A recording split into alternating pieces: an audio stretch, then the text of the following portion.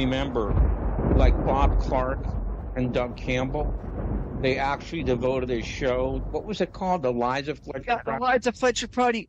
What a Right. joke. Yeah. What an embarrassment. I mean, those.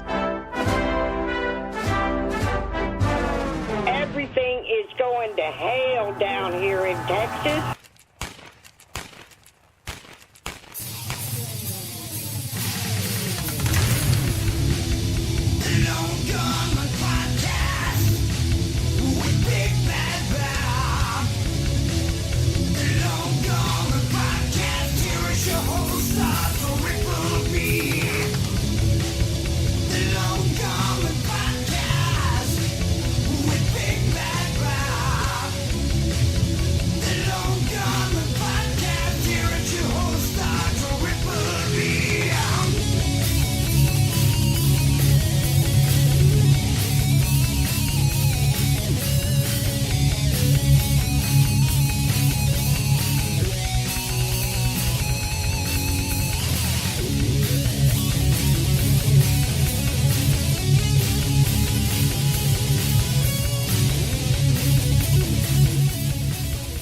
I know I say this like every week, but I'm so tempted to let this song just run the entire 2 minutes. I love it so much. House band of the Lone Gunman Podcast. Shepherd of Fire, everybody. They are on fire, and I love them, and they love me. What's up, everybody? Welcome to episode number 254 of the Lone Gunman Podcast. It's me, it's the Triple B, Big Bad Bob, otherwise known as Rob Clark, here with you today, and it's a pleasure to be here with you.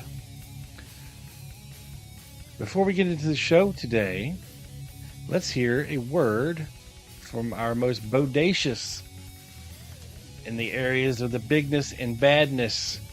That's right, Bob. Take it away, sir. Big Bad Bob here with you for Silk City Hot Sauces. Why Silk City? Because this hot sauce comes to you directly from Paterson, New Jersey, also known as Silk City. These hot sauces are 100% natural, gluten-free, vegan, contain no chemicals, fillers, dyes, or junk. Everything is packed into recyclable glass containers because glass doesn't leach weird flavors into the product. All other hot sauces are sourced in small batches from locally bought fresh peppers. It's all about the pepper, people. I'm telling you. Your boy, Big Bad Bob, loves his food like he loves his women. Hot and spicy, but not so hot you can't eat them. So, if you love yourself some sauce and you're tired of trying to transform your bland meat into something edible, with the tip of a jar, you will transform your life forever. Head over to silkcityhotsauce.com, place an order, and upon checkout, enter the code GUNMAN, that's GUNMAN, for 20% off of your entire order. You won't regret it. Thank me later. Peace.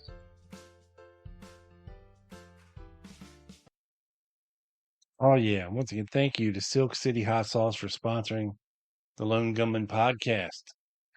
You know who doesn't like the Lone Gunman Podcast? Well, apparently YouTube does not like the Lone Gunman Podcast. I know a lot of my listeners out there listen via YouTube for whatever reason. I've never understood that, how you can listen to a video platform. But they do. Hundreds do. So I thank them for doing so. Much more listen the traditional way, via your headphones or in your car while you're driving around, or you're doing housework, or you're vacuuming up there, up in Canada. Whatever the case may be, I spent years and years trying to build up my subscriber base on YouTube. And it just seemed so far away, the goal of 1,000 subscribers before you can monetize your channel, that I really wasn't even focused or really didn't care about it. It wasn't until I started getting in the 800s that I decided, you know what, this actually might be possible. So, I pushed and pushed, and I encouraged all of you fine listeners out there to go subscribe on YouTube. That something big is coming, because I figured, I've been doing this show for 9.5 years now, and I've been doing it this way for 9.5 years. And quite frankly, I'm a very creative person, and I love a challenge. And there is a void to be filled. So, time to let the cat out of the bag, folks. At the end of November this year, I was going to take the show live every week on YouTube, video podcast. I would then strip the audio from that podcast and send it out on the audio feed for my podcast listeners that listen via audio only. I just figured, it's time for a change. Try it out. If it sucks, I'll go back to doing it this way. If it's too much of a pain in the ass, or a headache, or who knows? I could always go back. But I figured it's time to try something new. Mix it up a little bit. But YouTube has sadly decided to pull the rug out from under my feet just a mere month before I was ready to move forward to do this. So they have decided to demonetize my channel based on violation of their content creator policy. The email I got was very vague. And of course, this is just their electronic AI figuring for whatever reason. I don't know if they don't like the name of the show, or if they don't like the subject matter, or what the deal is. But the channel itself is still there. I'm not allowed to delete any videos pending an appeal or review. So the channel is still there. It's just not monetized right now. So I will not be uploading any shows to YouTube in the foreseeable future until we hopefully get this thing resolved. The bad news is it could take up to 3 months to get resolved, and that's if it does get resolved favorably. If it doesn't get resolved, I'm going to have to pull an audible and see what other options are out there as far as being able to stream live video podcast style. I know there's Rumble, Twitch, Patreon, Rockfin, and places like that. So, YouTube's not the end all be all of everything, but that's where I've spent years building up my audience to be receptive to a video podcast. And now, for the time being, those hopes and dreams are dashed. But just know your boy will be fighting in the background. And hopefully we'll have good news on the horizon regarding that. But for now, it's the old traditional way. Yes, that's right. Just like missionary sex, it is what it is. We're not going to be able to, try any crazy new positions anytime soon. So we're just strictly missionarying it for a while, and it is what it is. So sucks, but we'll get through it, and hopefully on the other end, come out okay. So today on the show, it's episode number 254, and I saw my buddy Robbie on Out of the Blank had Jim Gochenour on his show, and I'd known that he was speaking at Lancer this year, as am I, and my buddy Joe, and I know I had heard some things about his allegations, throughout the years, but you forget a lot of things. So luckily, my Uncle Dave, one of my biggest supporters of the show, Uncle Dave out there, and I think he moved, but he might be in New Mexico or Arizona, somewhere out in the Southwest where it's hot as hell, but it's a dry heat, so it's good for his arthritis. Uncle Dave sent me a couple links to go through, and we're going to be looking at some of Jim Gochenour's allegations from the HSCA era of things. So we're going to hop in our time machine and go on back to 1977,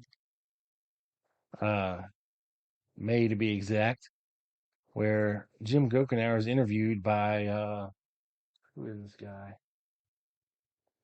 Howard, what the hell is his name? Hold please. Howard Gilbert, whoever the hell that is.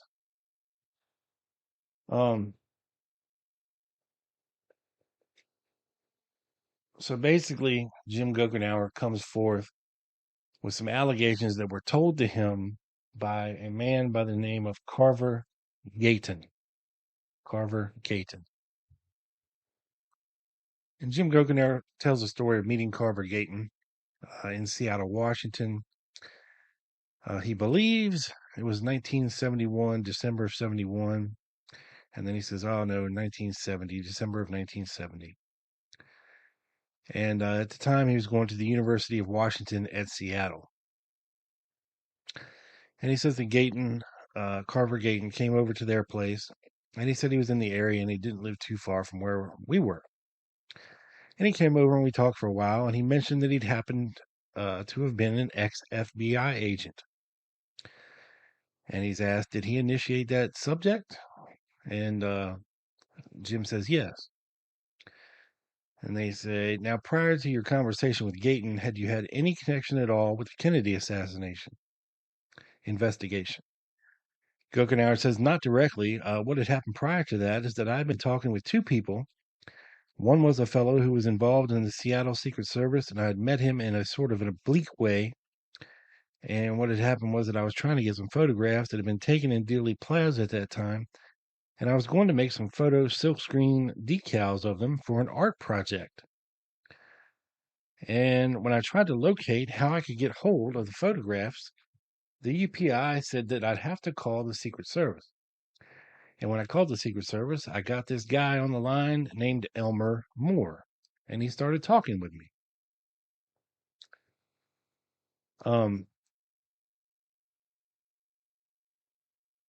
And he says, well, let's take Mr. Moore after we finish with Gayton. And Gochenour says, yeah, okay, well, I'm saying right, yeah, I just want to know what information you had so we know that you had something. And Gochenour says, very, very skinty, very little. He knew very little about the assassination at this time. Okay, now Gayton mentioned did you bring that, elicit that he had been a former FBI agent, or did he volunteer it?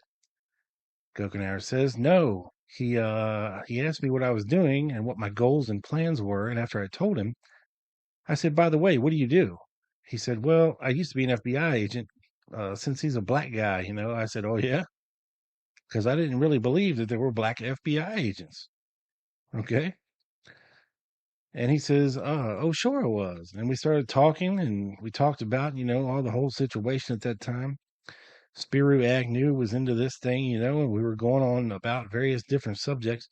And it finally came around to the fact that he said he was very disturbed by the assassination of Martin Luther King. Very, very disturbed. He said, by the way, in a curious coincidence, he said, I happen to have been assigned to the Kansas City field office. He said he was assigned to that office right after he got out of the FBI Academy, apparently. They asked him what year. Of course, he doesn't remember. Anyway, he did say that he was talking with a guy by the name of Hosty. Right, yeah, Hosty, Hosty. Right, Jim Hosty, who had been intimately involved with the Oswalds. And he said, well, let me interrupt you for a second. Gayton was volunteering this information to you? Jim says, right. While I was asking him some questions as it was rolling along, It was a very long conversation, I offered some refreshment there, and everything, and we were just sitting there talking about it. Do you recall the address where you were when he had this conversation with you? Yes, 135 East Harvard Avenue in Seattle. And your wife was present also? Yes. He says, okay, I understand now. Let me see if my notes are correct. I was told by Dick Sprague that perhaps other researchers had also been present at this time of your conversation with Gayton. And Gochenour says, no, no, no. Just my wife and myself. And her sister was there for a little bit. What was her sister's name? You can't make this stuff up, folks. Her name was Tina Tingle. Tina Tingle. How old was she at the time? 17. No, I take that back. She would have been 16. So 16, Tina Tingle. All right. So they asked about her. Da, da, da, da. Da, da, da. So, all right. Would you go back in the conversation to the point where Gayton started talking about Oswald's and Hosty? Right. Okay. He brought up, he says, by the way, I said to him, there's some speculation, or words to this effect. And I mean, there's some speculation that Oswald was connected with the government at some point. And he says, oh, he was. I says, oh, you know that for a fact? He say, oh, yeah. Hosty told me that he was. What he was a security, a potential security informant. Now, of course, they're talking about Oswald here. Now, did he say that Hosty used the term potential security informant? Gochenour says, yeah, that was the first thing he said. Okay.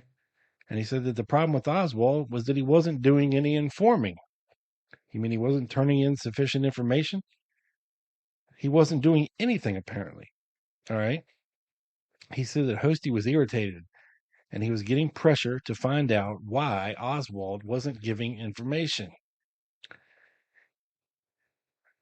And that he was running around trying to pressure Oswald into talking with him about it at some length, but of course, then it gets interrupted.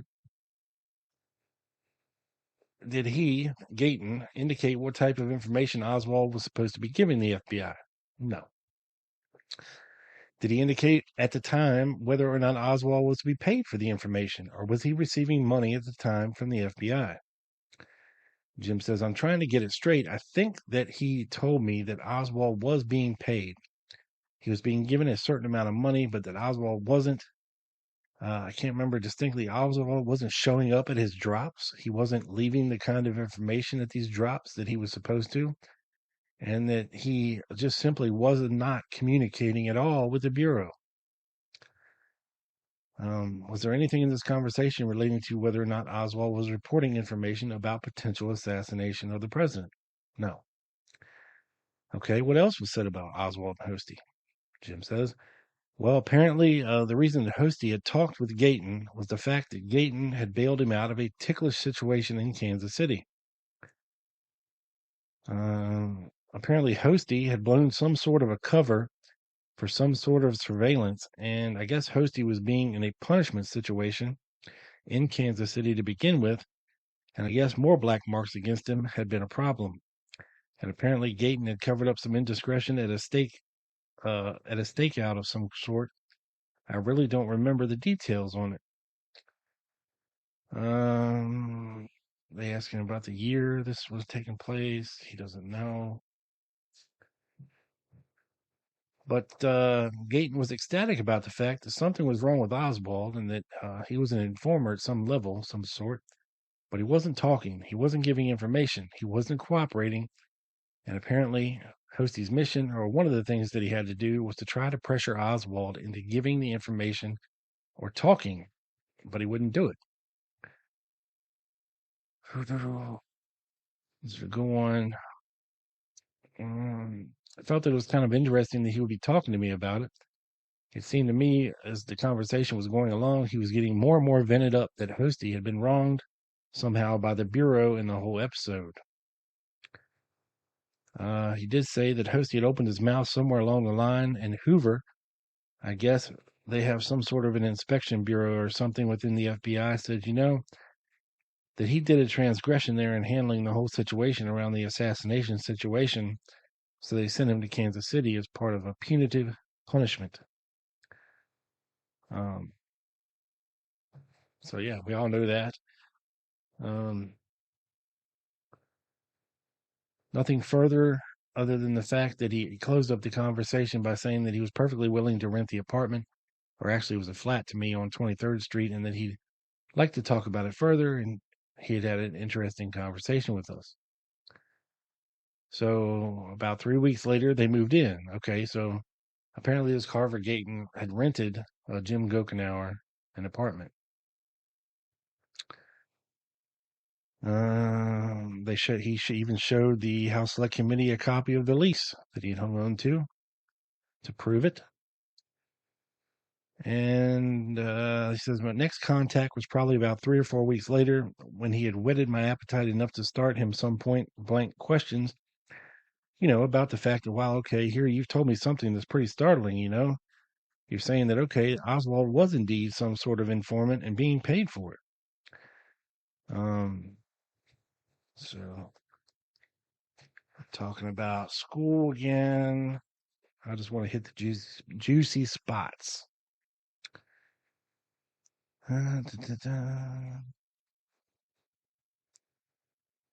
Okay. Basically, I went up there to tell him, that I was in and that I really liked the place and everything. And we started talking again. I guess at that point, he showed me a picture of Bobby Kennedy with Kennedy's signature on it. And he gave me a description of how people were being prepared to go in to shake hands with Hoover. And he was among the first group of black agents. I think he graduated in 1964 or something like that out of the academy. And he would give me a description of that. And then I think I broke in with, you were telling me that Oswald was in fact some level of informer for the FBI. And I think at that point I did ask him what he was supposed to have been informing about. And Gayton said, I don't know. He says, I don't really know. All I know is that Jim Hosty had been trying to pressure or find the guy and pin him down to why he wasn't cooperating. So apparently Oswald had some sort of apartment in some suburb of Dallas. And he says, yeah, okay. And apparently Hosty just went right over there one evening and tried to locate him. And he banged on the door a couple of times and nobody answered. So what he did was he took a note out. Now, Hosty told Gayton this, and Gayton was relating this back to me, okay? And he said that he wrote a telephone number and Hosty's name on this paper and put the paper under the door. Who did this? Hosty? Yes, Hosty. And he slipped that under Oswald's wife's door? No, the apartment, I believe. The one in Irving. Yeah. Okay, and I guess the Oswalds never responded to it. All right, and I guess at this point, Hosty got pretty angry and was going to... What? What was Hosty going to do, folks? He said Carver Gayton kind of got away from talking about things. And he said he used the word embarrassing about this whole episode, that it was just a big embarrassment. And he kept saying the word to tell you that Hosty had discussed with him a particular note or threat that Oswald was supposed to have left for the FBI for Hosty. And he says no. And they asked him, did anything else come up in conversation, And they just go on and on and on.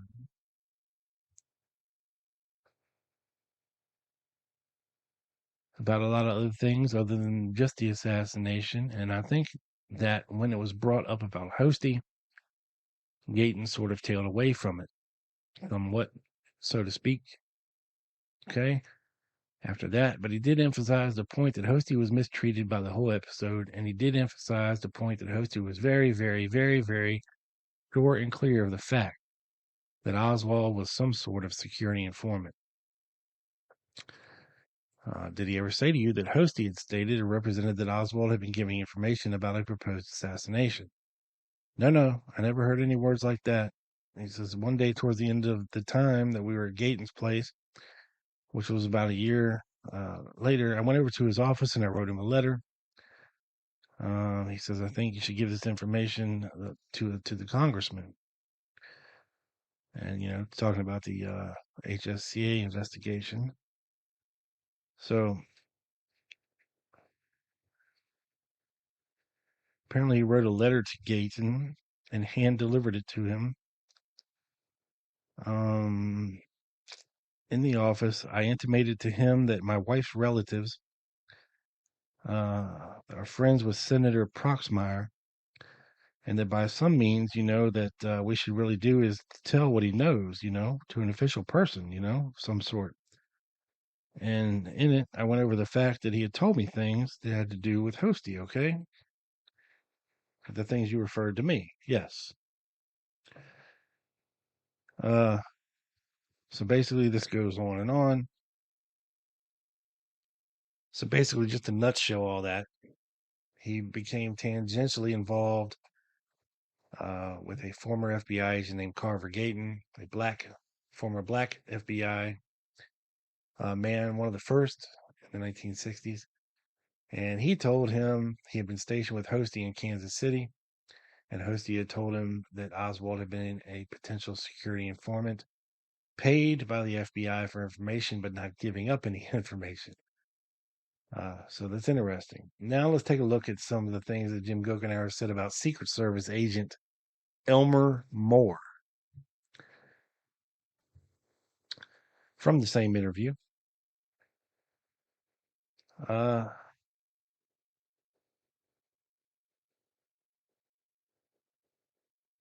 So he turned over all his notes and everything else to the Schweiker committee, and they were more interested in Elmer Moore than they were in Carver Gayton. Now the interesting thing about the Elmer Moore allegations. All right. Can you give me a very brief indication of what areas that Moore had anything to do with? Jim says, okay, Moore was a Secret Service agent assigned to the Dallas area on November 22nd, 1963. He's the only agent that wasn't there. He said he was in San Francisco at the time. He was in charge of the interrogation of the doctors. He was in charge of the Secret Service interrogation of Ruby. And he was liaison between the staff of the Warren Commission and the Secret Service. I think he directly reported to a man by the name of Kelly in the Secret Service. And Moore gave me, he said, two things that I think are important to me and caused a little bit of a stir when I mentioned them when I was at the thing with Schweiker. I went to Moore's office one time to talk with him, okay? And while I was in there, he got, tape ended. They had to flip the tape and go again. Okay, here we go. Yeah, well, Moore said something. He said, to me, in effect, he said, I still think the little son of a bitch, referring to Oswald, did some shooting that day. And I said, hey, wait a minute. You're telling me that he did the shooting? He said, all I know is this. He said, we know he met with a subversive the day before the assassination. Did he say that exactly? Subversive? Jim says, no, but when I mentioned it to Schweiker, when I was talking with him, he interrupted me and he said, are you sure he didn't say that three days before? And I said, no. Moore said that he thought that he saw that he met with this guy a day before the assassination. And as far as I know, I've never heard of any references to Oswald meeting a subversive anywhere. So back to Moore, he's a guy that I had called, okay, when I wanted to get some pictures for an art project, and the guy held me on the phone for some time. He kept saying, well, hey, I was intimately involved. He took the assumption, okay, that I was some sort of a critic. All right. Now he was still with the Secret Service when you called? He still is. Oh, okay. He still is. His first name is Elmer Moore. So Elmer Moore. Okay. Yeah. And when I first talked to him, he was, just completely and totally into the thing that I was trying to write him about, the whole Kennedy thing. And all I really wanted to do is get information where I can get a hold of a photo. And I call him now, and he said, call me, if you have any questions. And so I did over a couple of times. And he says, hey, why don't you come on over to my office one day and we'll sit down and talk about it? And I said, fine. So I went over there and I talked to him for about 5 hours. Where was his office located? In Seattle, Washington. Okay, so Elmer Moore in 63 was stationed in Dallas. Now he is stationed in Seattle. So he goes and talks to him. And they ask him, what did your conversations with him pertain to? Well, basically him venting his anger at Kennedy and saying he was a traitor. And they said, this is what Elmer Moore said. And they said, yeah, Elmer Moore called Kennedy a traitor. He prefaced it by saying that no matter how strange things get here, we've got it better than they do. But he was giving everything away to them. That's what he was saying. Yeah, to the Russians. All right. He says it's a shame that people have to die, but maybe it was a good thing. A lot of people thought he was a traitor, and sometimes I think that too.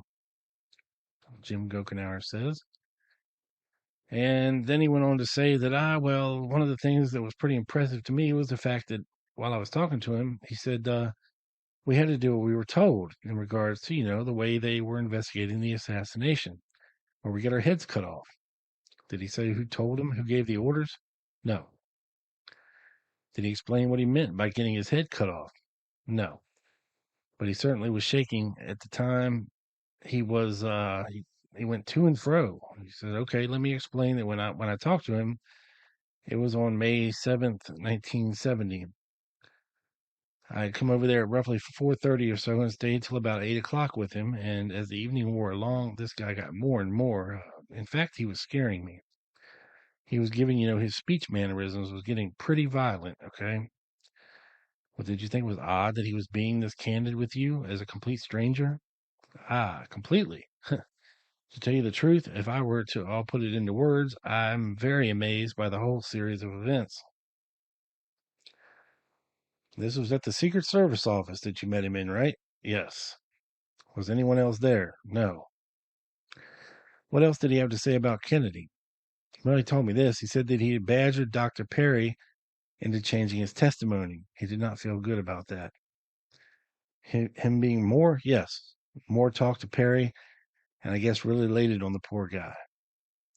In what respect did he badger Perry? Well, what Perry had seen as he was doing his emergency operation, apparently. Well, in what way did he indicate to you that he had Perry distort the truth? Well, I think he was trying to say was him to making a flat statement that there was no entry wound in the neck or that where the position of the wound in the back. What Moore was telling me after we talked about that was the fact that his study went into talking with the doctors, is that there was no conclusive evidence where any of the shots had come from at that point, okay? At the report that he had written up. Now, this was on the day of the assassination, you mean? Jim says, I don't know when it was. I don't know the date that it was. He showed me a couple of papers, and he says he had to come back from San Francisco the day after the assassination, and he went to Washington first. From Washington, he got some marching orders to go down and talk with the doctors at Parkland Hospital. So he didn't get there till the 23rd then? Something like that. I really wish I could remember clearly what he had said on that, but I do know that he went to Washington first, and then he went to Dallas. He immediately went to talk with the doctors, and he talked to Perry.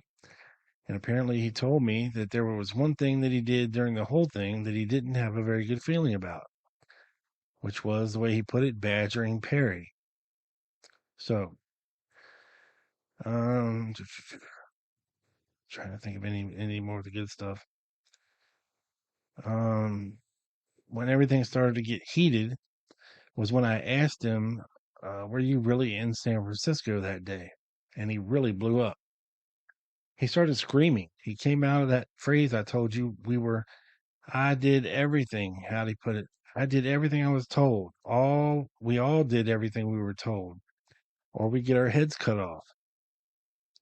You better believe that is the way he put it.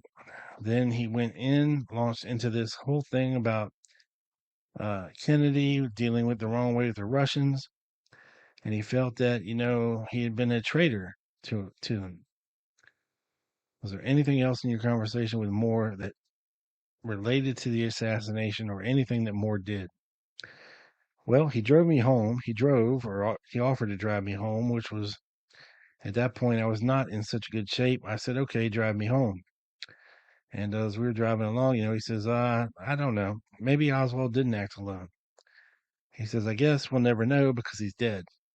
But he says, where was the money? We were trying to find the money, and we couldn't find where the money came from. Now, what money is he speaking of? Jim says, well, good question. I didn't follow up on it. And I was, 21, 22 years old. How old was I? I was about 23 years old. I wasn't my mind wasn't working as quick as it should have been back then. I should have followed up everything that I talked about.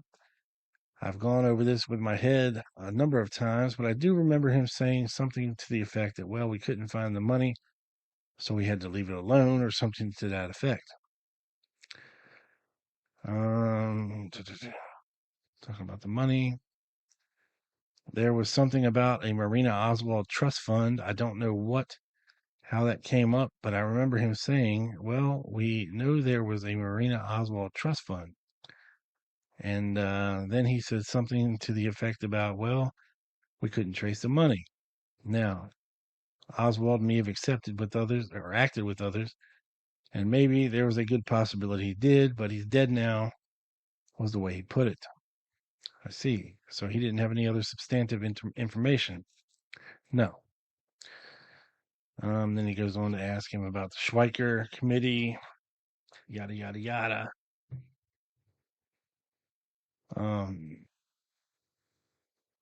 So yeah, that's basically the extent of their telephone interview with Jim Gochenour. So after the dust began to settle after the assassination, the FBI knew that the shit was about to hit the fan, folks. So, at the request of Assistant Director James Gale, a number of questions were set forth from a memo of Special Agent in Charge Gordon Shanklin to the file. And they instructed James P. Hosty Jr. to answer these questions and put them in the file because they knew that they were coming. Okay?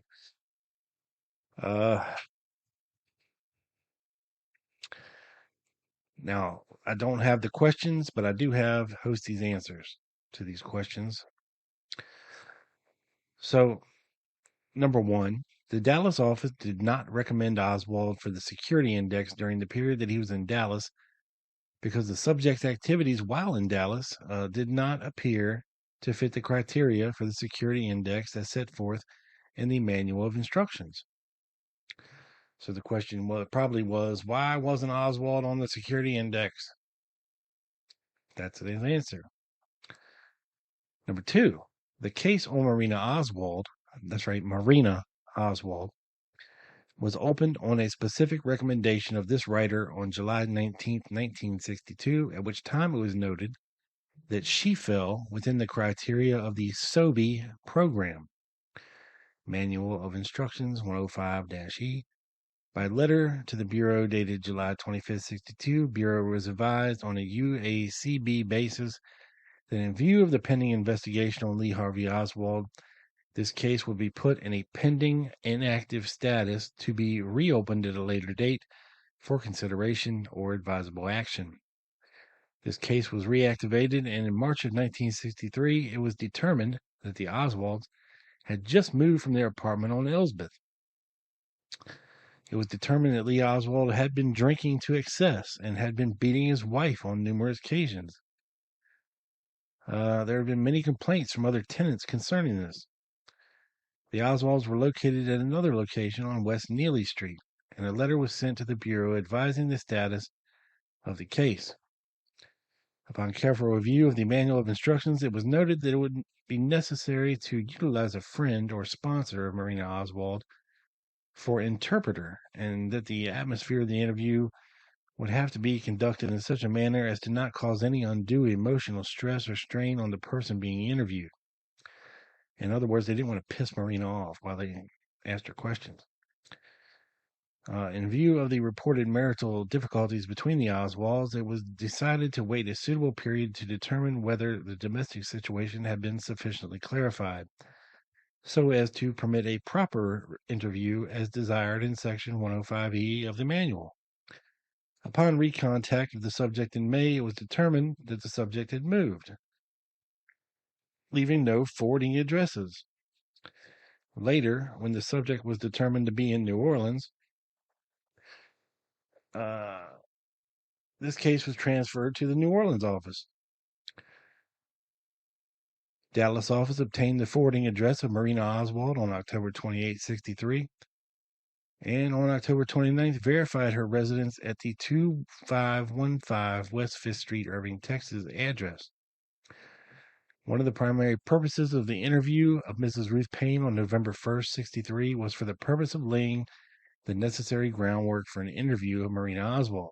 However, in view of the allegations concerning Lee Oswald's contact with the Soviet embassy in Mexico City, it was decided not to conduct this interview until Dallas had been made origin in both cases on Marina Oswald and Lee Harvey Oswald, so that the Dallas office could be certain that we were in possession of all the facts concerning Marina Oswald and Lee Oswald. Change of origin was not received by the Dallas office until 11/21/63, and not received by this writer until 11/22/63. So basically what Hostie's saying there is that the Oswalds were seemingly always staying one step ahead of him, that they would catch up to him and realize that they had just moved. They were moving back and forth between Dallas and New Orleans. They were separated. There's allegations of him drinking heavily to excess and beating Marina, which we know didn't happen.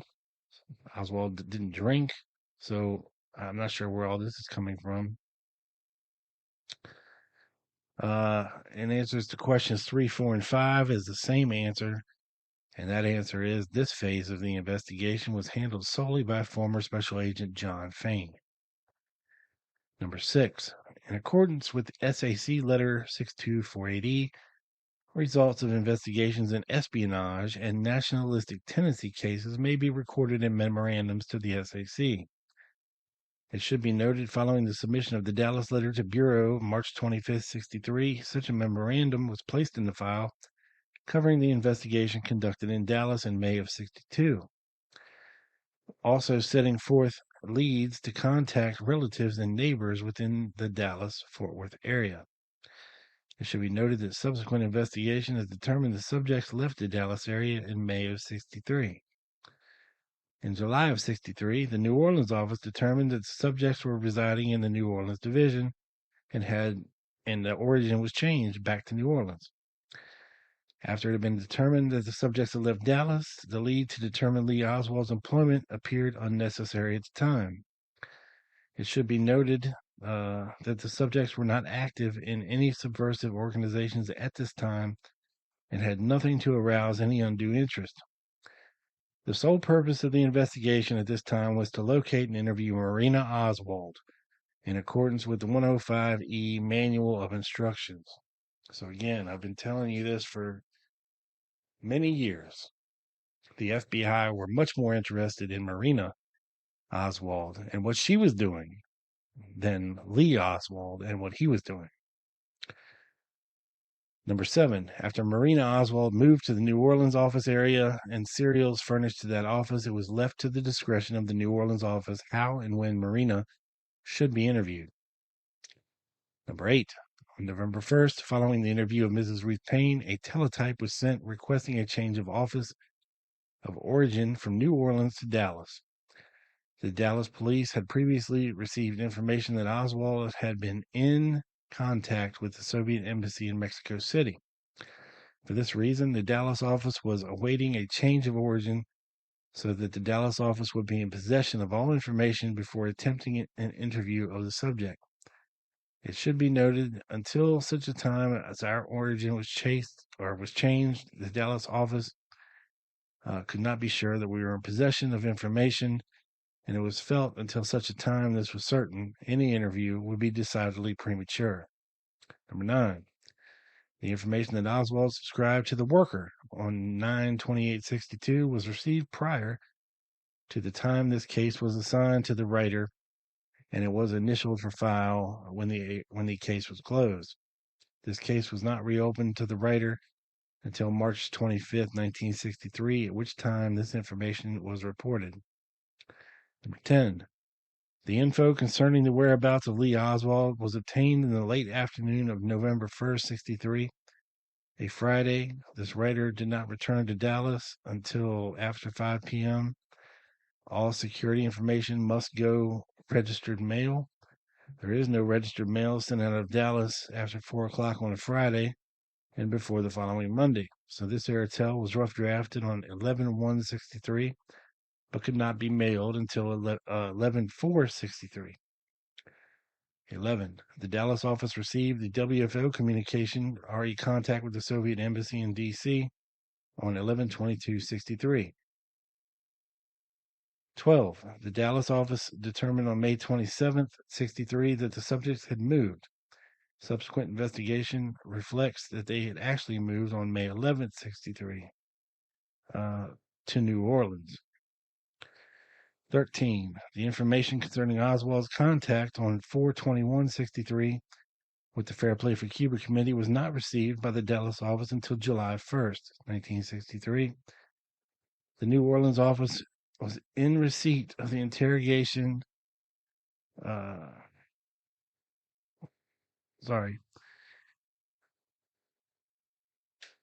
The information concerning Oswald's contact with the Fair Play for Cuba Committee was not received by the Dallas office until July 1st, 63. The New Orleans office was in receipt of information on July 5th showing contact with the FPCC in New York by letter dated July 5th, 1963. At the time of the receipt of the information that Oswald had been in contact with the FPCC on 4/21/63, and it was known that Oswald was no longer in Dallas, and the primary concern was his location, so a report could be submitted. Number 14. The information required by the Dallas office concerning the subject's contact with the Soviet embassy in Mexico City was quite limited. INS Dallas merely advised that they were in possession of a communicating indicating CIA Mexico City identified an individual possibly identical with Lee Oswald was in contact with the Soviet embassy in Mexico City. Because of this third agency, this writer was not permitted to actually see the communication. A copy of the CIA communication was forwarded to the Dallas office by airtel, dated 10/24/63, and received 10/25/63. By airtel, dated 10/25/63, and received 10/28/63, the Dallas office was advised of the address on West 5th Street in Irving, Texas.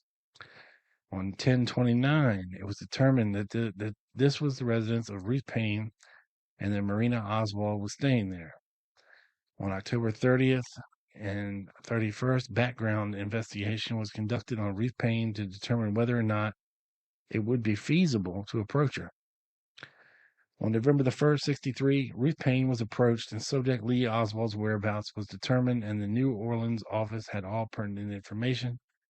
It should be noted that the subject had previously advised agents of the FBI that he would periodically be in contact with the Soviet embassy in Washington regarding his wife's status. 15. This office furnished U.S. Secret Service in Dallas, Texas, no information concerning Lee Harvey Oswald prior to his arrest on 11/22/63. The number 16 and the last one is the Dallas office has been furnishing with the Dallas police information concerning racial matters and individuals belonging to hate and Klan type groups. In accordance with Bureau instructions, no information has ever been surfaced to the Dallas PD concerning individuals with subversive backgrounds. So That is what you call an FBI cover your ass scenario, folks. They know the shitstorm is coming and shit rolls downhill and it's coming from Washington and it's headed towards Dallas.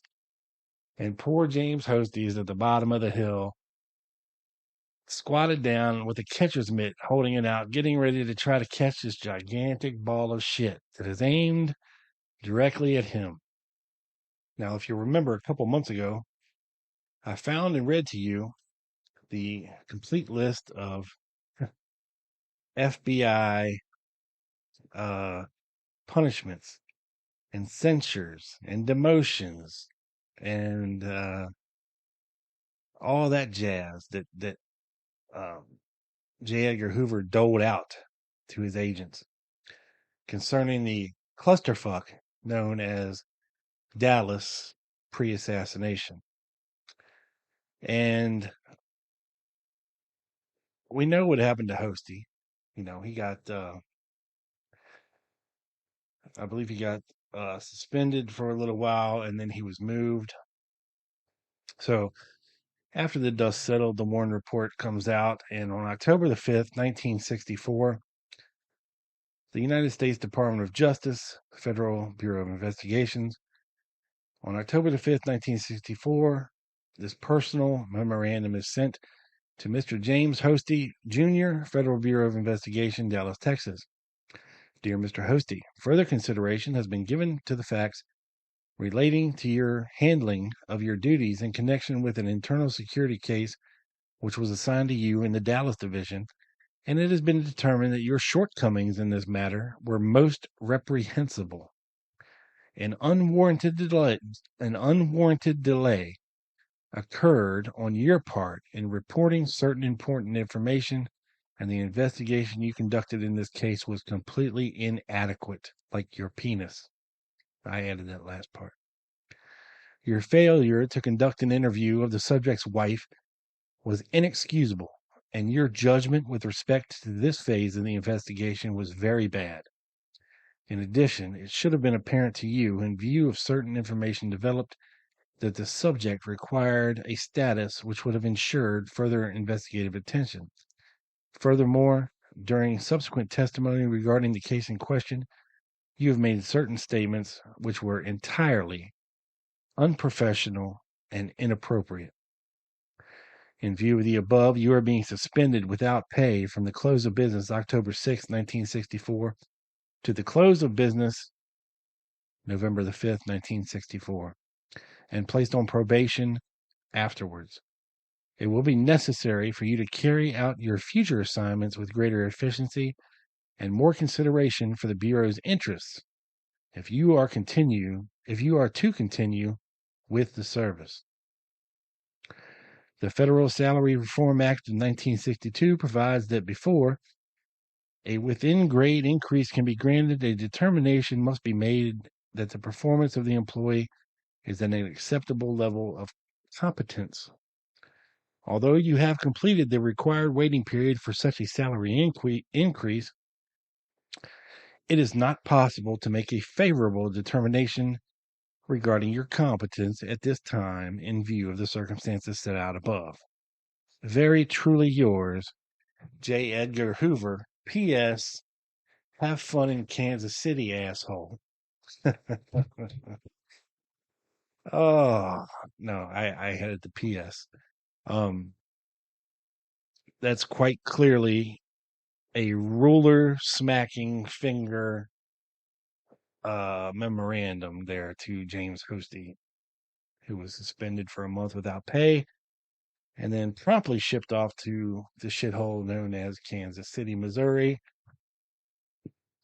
And it was there, apparently, with Carver Gayton that he supposedly learned this information from Hosty, which later got relayed to Jim Gochenour, who is later relaying it to the House Select Committee on Investigations. So it's a lot of he says, she says bullshit. But what can it all be trusted? So apparently, in 1975,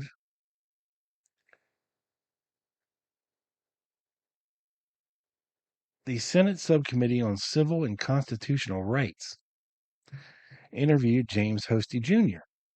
Okay? This is not the Schweiker Committee. This is not the House Select Committee on Assassinations. This is the Subcommittee on Civil and Constitutional Rights. Okay? The interview was not conducted under oath, which might be a problem. Both Mr. Hosty and his attorneys were given an opportunity to read the testimony of James Adams, Deputy Associate Director of the FBI, before the subcommittee on October 21st, 1975. The interview consisted of a review of Mr. Hosty's career as an FBI agent with particular attention to his handling of the Lee Harvey Oswald case and the note delivered to the Dallas field office in November of 1963. Wherever relevant questions were asked regarding FBI rules, regulations, and procedures. Mr. Hosty has been an FBI agent since 1952. He was assigned to the Dallas field office in December of 1953. In 1962, he was promoted to the GS-13 level. In November of 1964, he was transferred to the Kansas City office, where he is currently a special agent still in 1975 as a GS-13 level, step 9. So this poor bastard, 12 years after the assassination, is still in Kansas City and still is at the same level of promotion. That means no raises, folks. And he's still with the FBI. And they are still bitter about his performance. Because apparently there's different levels to this shit, okay? And he's only on step 9. It's taken him 12 years to get to step 9. So either he's a really shitty, horrible FBI agent, or, they're just screwing this guy because of him fumbling the ball in Dallas, yet keeping him on as an employee. And whether Hosty's just too stupid to move on, get a better job, or whatever his deal is, I don't know. He's still staying there. So, whatever. I don't quite get it, but okay. So, this is a summary of the interview with special agents, so it's no he said, she said thing. So they determined his primary duty in Dallas was investigating right-wing extremist groups and individuals. He was also responsible for investigating general subversives and counter-espionage activities. It was pursuant to this letter function that Hosty was assigned in July of 1962 to help investigate Lee Harvey Oswald and Marina Oswald, a defector who had recently returned to Dallas-Fort Worth with his Russian wife after 3 years in Russia.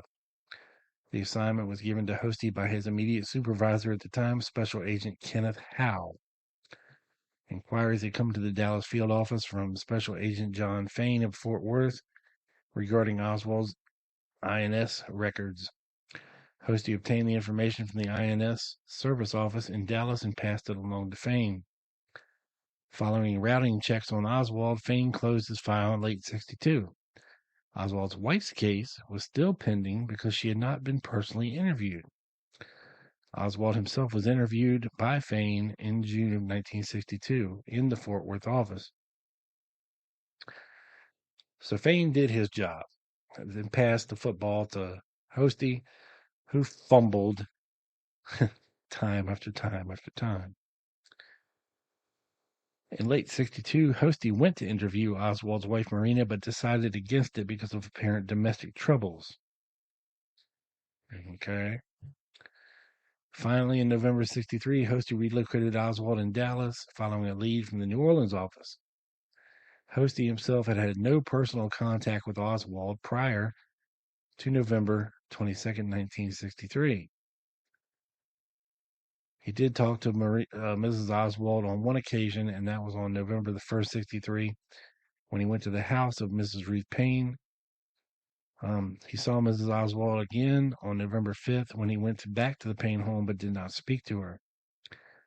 Most of his questions on November 1st and all of them on November 5th were directed to Miss Payne, primarily because Mrs. Oswald could not speak English well and communicating with her was difficult. Hosty found out that Oswald was employed at the school book depository and that he was living in a rooming house in the Oak Cliff area of Dallas. Apparently, Ruth Payne told him this.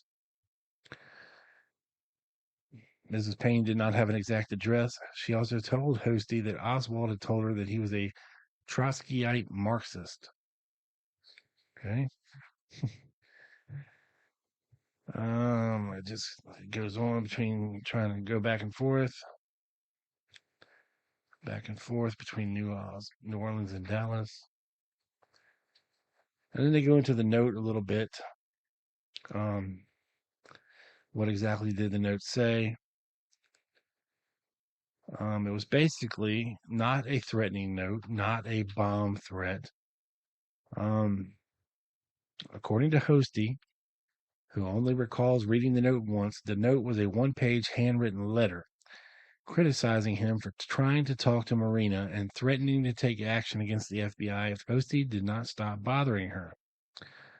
Hosty placed the note in his work box where it remained as far as he knows until November 22nd, 1963. Hosty considered it a routine nut letter of the sort that generally would not be retained or entered into his file.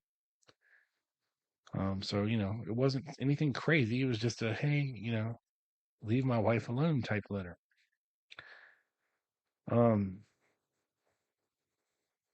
Now,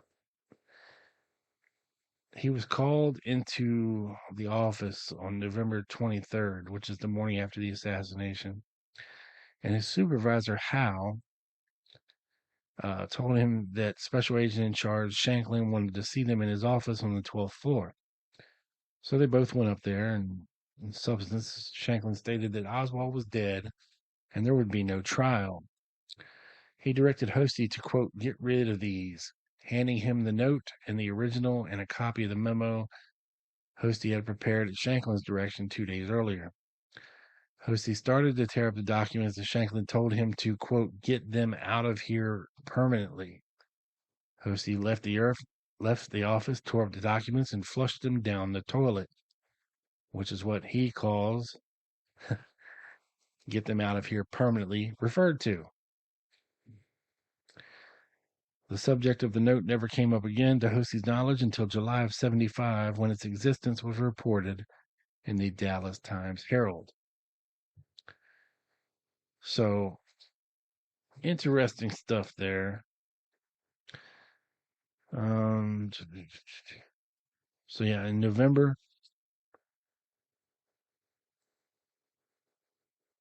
of 1964, Hosty was given a disciplinary transfer to Kansas City following a 30-day suspension without pay because of his handling of the Oswald investigation prior to the assassination. He had previously received a letter of censure for the same thing in December of 1963. The specific reason for the disciplinary action was his failure to interview Marina and his delayed reporting of the fact that the Oswalds had moved in the late spring of 1963. Hosty believes that the actions taken against him were not justified by his performance of duty. Moreover, Mr. Hosty believes that he will not be permitted to rise to any supervisory levels within the agency because his personnel file indicates that he is not to receive any favorable personnel action. The only appeal of this or any other disciplinary action is within the agency, explicitly only to the director. If an agent is a veteran, an appeal outside the agency may be taken to the Civil Service Commission under some circumstances. A number of other agents were censured with varying degrees of severity as a result of their roles in the Oswald investigation. Some of those disciplined include Kenneth Howe in the Dallas office, Alan Belmont, then in charge of all investigations, and William Sullivan, then in charge of domestic intelligence at headquarters. Mr. Hosty does not believe that J. Gordon Shanklin was censured for his conduct during this period. Well, actually, James Hosty, he was. Everybody was. everybody in the line of fire was. And apparently, Hostie's file was marked for doo-doo, and only the director could get him out of it. But to bring this all back full circle, with Mr. Gochenour and his allegations, the House Select Committee on Assassinations managed to track down Carver Gayton. And in June of 1977, May 21st, 77, they interviewed Carver Gayton at his apartment in Seattle, Washington.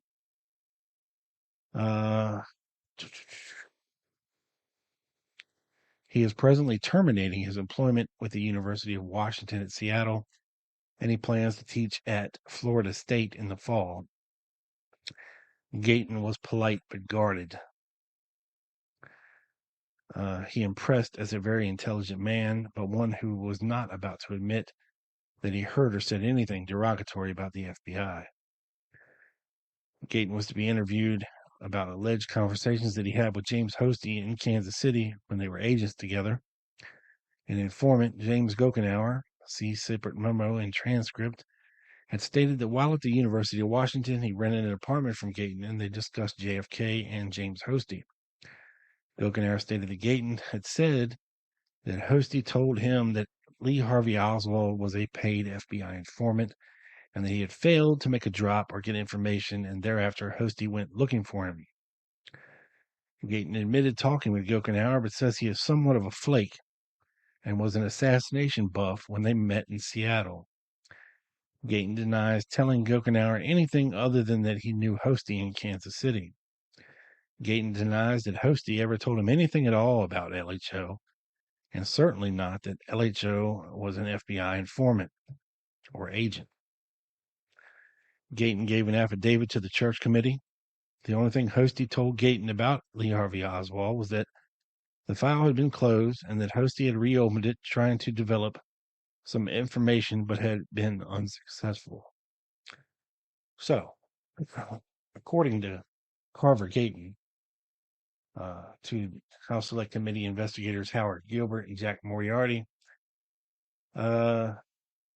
he did not tell Jim Gochenour any of this stuff when it comes to Hostie, which leads us to believe if Gochenour wasn't being honest about what Carver Gayton told him about Hostie and Lee Harvey Oswald, should we believe him about the Elmer Moore allegations? And that there was something fishy about the Marina Oswald trust fund that was set up.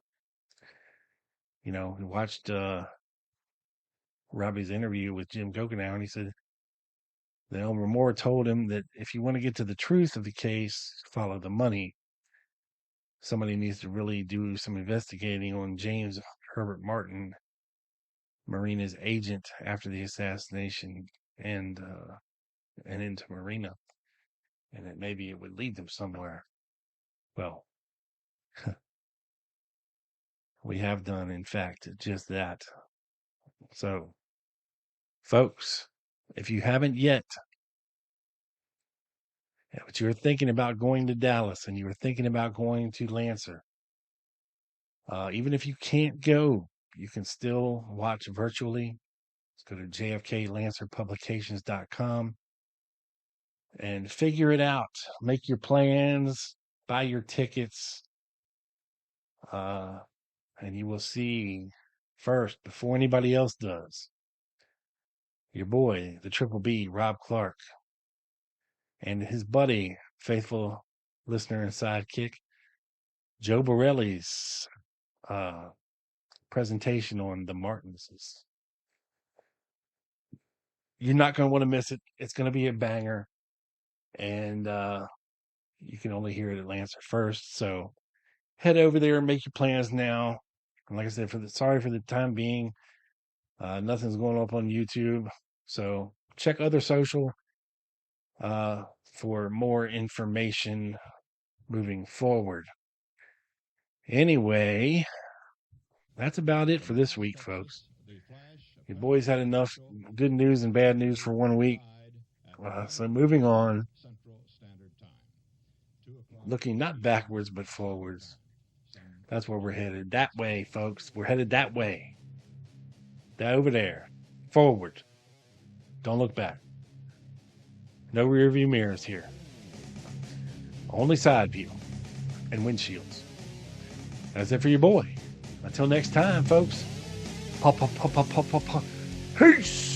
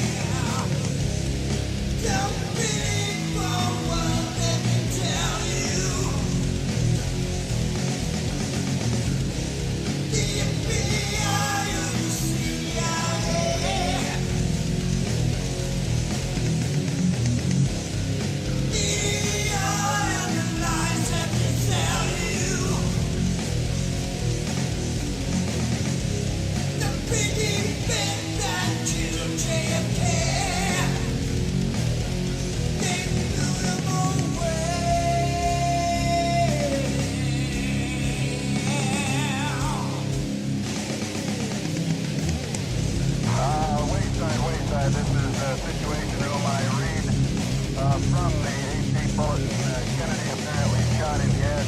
He fell face down in the back seat of his car. Blood was on his head. Mrs. Kennedy cried, "Oh no!" We don't believe all what they tell you. The FBI or the CIA.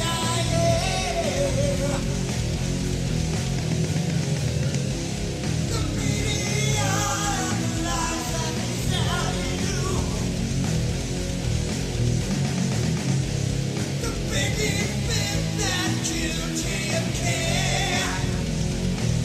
Yeah, they knew him all well. Oh, yeah. Oh, well. Oh, yeah.